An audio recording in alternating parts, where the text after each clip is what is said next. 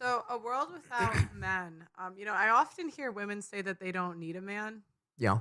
Do you think that's true No, or untrue? it is provably not true. Provable. You don't need men, sure, but you're gonna have like a GDP per capita on par with Kenya. You're going to be living in literally a 70 square foot closet. You will not have electricity. You will barely have electricity. You will not have cars. You won't have road. I mean, you'll have very little of this spread across an entire female. Women are helplessly, and I mean that in the literal sense, though, they are helplessly dependent upon men. Mm-hmm. Absolutely. So why do you think women believe this? Because they want to. Mm-hmm. It feels good. I think a lot of it, how much of it is nurture versus nature. I think the past 3 generations, maybe 4 if you want to throw in the boomers, there's been some cultural push and I'd even call it indoctrination, where it's almost its own ideology or religion. Like the Church of Girl, like, oh, I'm so great because I'm a girl. It's like, no, that's just a trait you were born with. You're half the population. You're not special. But it's a simple tribalism where, why is a Green Bay Packer fan, because Milwaukee, Chicago, why would I cheer for the Green Bay Packers over those stupid Chicago Bulls? You're born there. It's you guys got the cheese heads. Yeah, we got the chip. What? Yeah. So what? You got a piece of styrofoam on your head. Yeah. It doesn't mean you yourself or anything. So I think it's human nature to rally around a flag and rally around a tribe. And I think the concept of feminism, which, fine, yes, equal rights, voting rights, right to property, all that, sure, everyone was on board with that. But more modernly, especially since I was a kid and later, younger generations, it's become its own cult. It's become its own religion. It's become its own value system where, vagina, that's all I need. Mm-hmm. Not whether I'm a doctor or a pilot or a good mom or whatever else. I just have a vagina. It's great. Well, and you said in your, I can't remember if it was a stream or in one of your books, you said that most women don't like men that much. I'm pretty convinced this, the data is in my favor. But yes, I would say women don't like men that much. They don't hate men. I'm not saying all women hate men, but most women, I would say, are pretty indifferent to most men. Mm-hmm. And there's a ton of data more recently brought to light, kind of what our realm that we're in this industry, where the online dating data has kind of bore that out, where there's the famous OkCupid study where only 20% of men are rated attractive by women. There's also Tinder analytics where you look at how many swipes men do versus women do and how many women go on dates versus how many men. The vast majority of, here's where you would go empirical data, pre-internet. You could talk to old timers like me or Rollo or that exceptionally handsome man, Troy Francis, that despicably handsome man. Even Troy Francis. Got a crush? No, he's just like, he's a great guy. No, but he's just so good looking. And then he has this British accent on top of it. And then he's nice. Like, you're a dick. I gotta enjoy your company too. Troy Francis, handsome as he is, British accent as he does, he's been shot down the majority of times by women. And you think like, wait a minute, and there's a very simple study where I think it was a professor, he had 100, what the heck? Oh, he had one female student, one male student go up and ask, I think it was 100 men and 100 women, would you go to bed with me? Mm-hmm. Just like that. And not one girl said yes to the guy, where I think most of the guys said yes to the gal.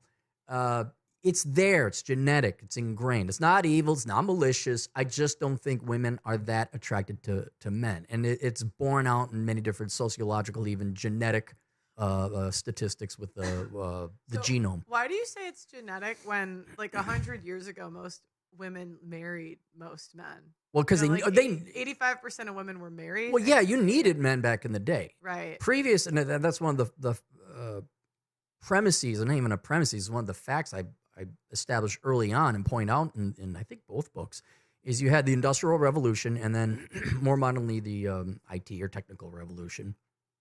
And that liberated everyone from physical hard labor. So now we have mostly white-collar work, which women can do. Women can do white-collar work. They can find accountants, doctors, whatever. But in the times past, they needed the guy mainly, 90-odd% of the population was farmers. They needed the male's physical labor to go and either hunt, farm, protect, all that other stuff, and the ladies stayed home. Well, the Industrial Revolution, especially air conditioning and computers, liberated everybody from that. Now women could go make their own money. So now they are not financially dependent upon men. You throw on the welfare state, you have an 60s, insurance policy. right? Yeah, 65 in the United States and on. But now, even if you fail in your career or you just don't want to work, you are now doubly less dependent upon men, and you can make your own choice.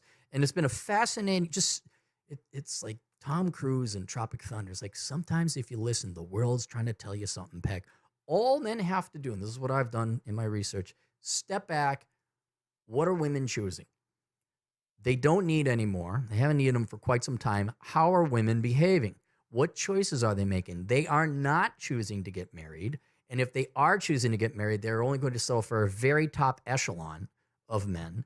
And so you can see this in their behavior that you could say, oh, the girls are crying themselves to sleep. Oh, girls with pining, they really do want a guy. I'm like, okay, that's fine. Maybe at night they're crying themselves to sleep and they really want a guy. And yes, we can always make that, yeah, but only a top 2% guy, whatever microscopic percentage it might be. They still choose career, education, politics, sometimes even kids outside of a husband. You still look at their behaviors. And I don't care what they say. Right. Crying at home after they got back from the nightclub drunk, I just really want a guy. Their choices in the real world, which is the only thing that matters, has made it that they are not choosing men, and that's only what men can react to.